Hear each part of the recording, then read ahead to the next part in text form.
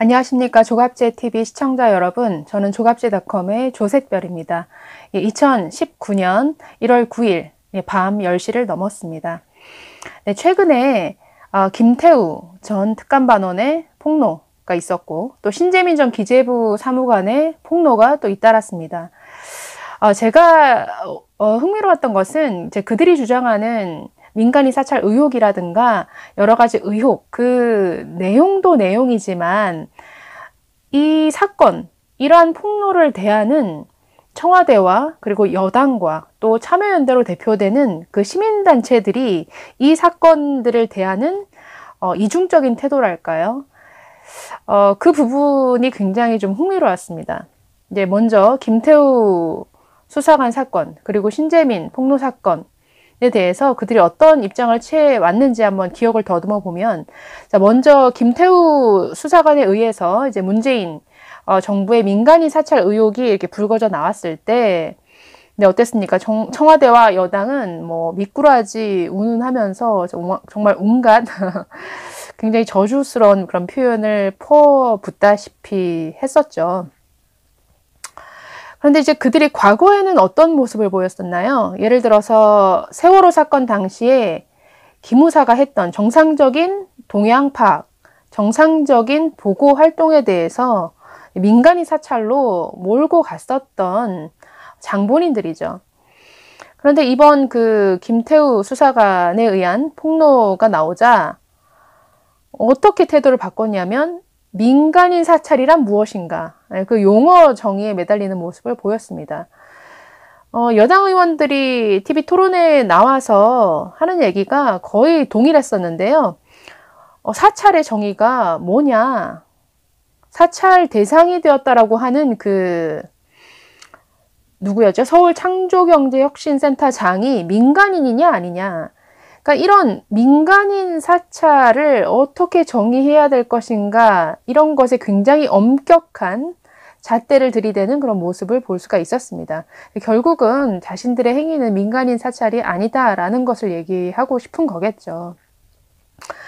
또 뒤이어서 신재민 전 이제 기재부 사무관에 의해서 적자 국채 발행에 대한 폭로가 또 나왔습니다. 과거 청와대와 여당의 내부 고발자, 또 공익 제보자에 대한 보호를 굉장히 외쳤습니다. 예를 들어서 2017년 2월 그 추미애 당시 여당 대표는 이렇게 말했었네요. 내부 고발자는 고발 과정에서 스스로 큰 결심과 용기를 필요로 하고, 고발 이후에도 공익 제보자라는 자신감보다 배신자라는 좋은 글씨를 안고 살아가는 게 오늘의 현실이다. 내부 고발자를 적극적으로 보호하는 제도적 장치를 위해 노력할 것이다 라고 말한 바 있습니다. 자, 그런데 이 신재민 전 사무관에 대해서는 어떤 모습을 보였습니까?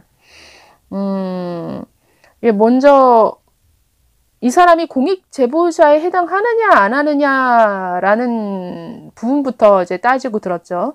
뭐 신재민 씨는 현직에서 물러난 상태이기 때문에 뭐 내부 고발로 볼 수 없다든지, 아니면 국채 발행 관련 폭로 내용은 법이 규정하고 있는 공익 제보에 해당한다고 볼 수 없다.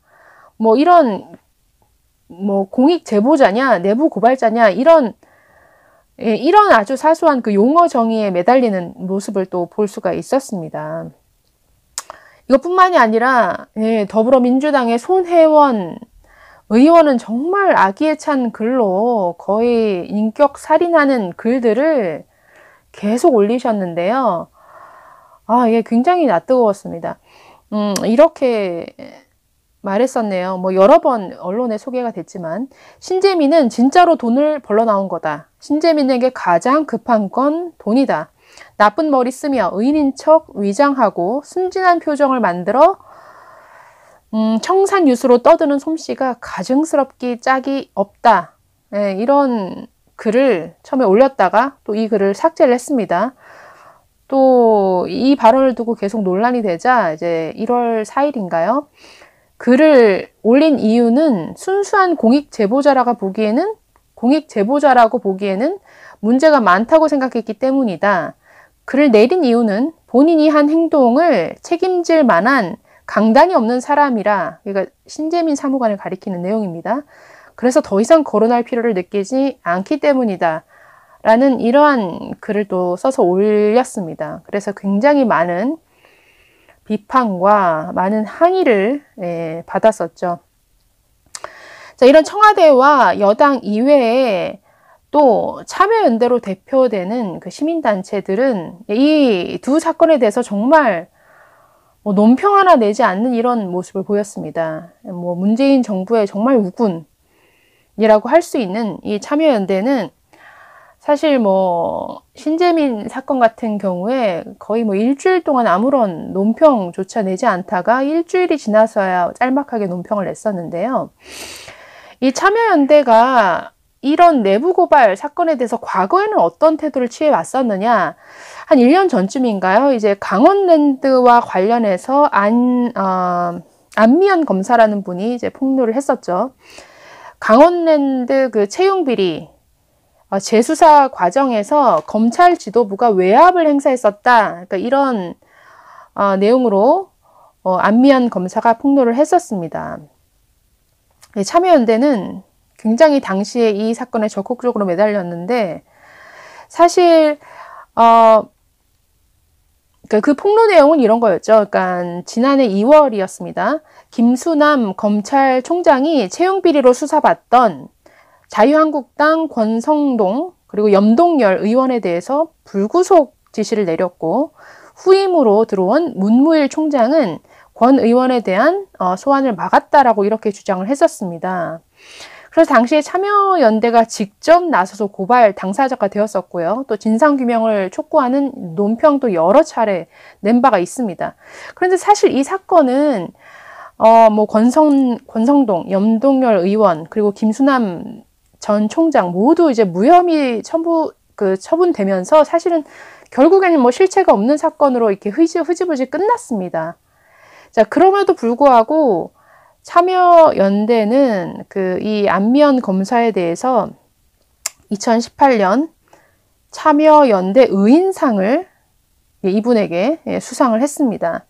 이 상은 매년 선정해서 주는 상인데, 참여연대가 사회를 바꾼 내부 제보자들에게 이렇게 매년 수여하는 이러한 상이라고 합니다. 자, 그랬던 이 참여연대가, 그러니까 실체가 없는 사건을 폭로한 것에 대해서도 이렇게 적극적으로 상을 주고 높이 샀던 이 참여연대였는데, 정작 이 신재민 사무관의 내부 고발에 대해서는 완전히 태도를 바꿨죠. 아까도 말씀드렸지만 사건 발생 일주일이 지나서야 기재부의 고발은 적절치 않다라는 이런 짤막한 논평을 냈습니다. 그런데 이 기재부 고발이 잘못되었다라는 이 논평도 하루 만에 취소를 해버렸습니다. 참여연대는. 왜냐하면 여권 지지자들이 아주 들고 일어나다시피 하고 항의하고 하다 보니까 거기에 떠밀려서 그 다음날 뭐라고 했냐면, 신씨를 공익제보자로 보호해야 한다는 취지는 아니다, 이런 해명을 하고 나섰습니다. 그러니까 그 전날에 자신들의 입장을 뒤집은 거죠. 그래서 참 이 사건을 대하는 여당과 청와대와 이런 참여연대의 굉장히 이중적인 모습, 그러니까 내 편에 유리하냐 불리하냐에 따라서 그 입장을 바꾸는 모습이 참 보기에 정말 낯뜨거울 정도. 그래서 이 사건에 있어서의 어떤 그런 그들의 민낯이 드러나는 것 아닌가라는 생각이 들었었는데요. 저는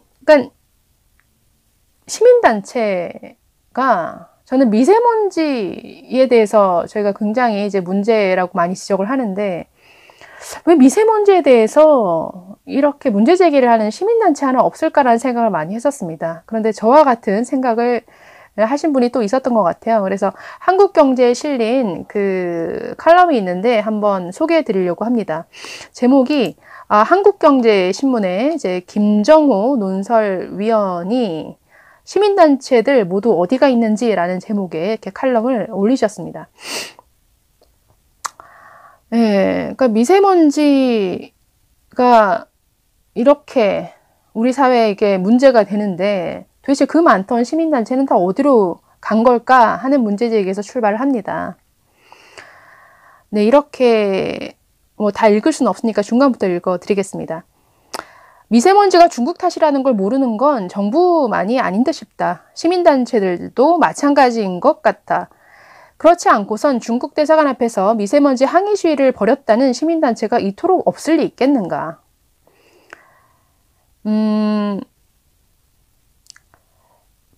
만약 미세먼지가 일본이나 미국 탓이라고 해보자. 가만히 있을 리 없는 시민단체들이다.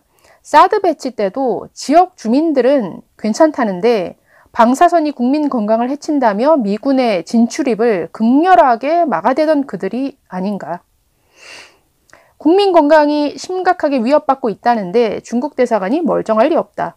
맘만 먹으면 금세 촛불로 광화문 광장을 가득 메우는 전문가들이다. 그 전투력이면 천안문 광장으로 뛰어가 탱크라도 맞서는 건 일도 아닐 것이다. 하지만 하지 않는다. 왜일까? 그 왜라는 의문에 대해서 이렇게 결론을 내렸습니다. 정부가 시민단체인 탓이다. 생각해보라. 이 정부 들어 환경정책을 컨트롤하는 장관과 청와대 담당 비서관은 물론 산하기관장까지 시민단체가 장악했다. 환경부 장관은 아예 1급 발암물질인 미세먼지가 어디서 왔는지 탓할 시간이 없다며 우리 생활 속 미세먼지부터 줄여야 한다고 강조한다. 어느 나라 못지않게 미세먼지를 적게 배출하는 우리가 경제활동을 줄여야 한다니 대체 어느 나라 장관인가. 네, 이런 식의 지적을 했습니다. 그러면서 시민을 먼저 생각해야 할 단체가 모든 걸 정치적으로 판단한다. 세월호나 사드, 강정마을, 4대 강처럼 표가 된다 싶은 사안에서는 물불을 가리지 않는다. 광우병 시위 같은 혹세 무민성 억지도 정치적으로 이득이 된다면 끝까지 밀어붙인다.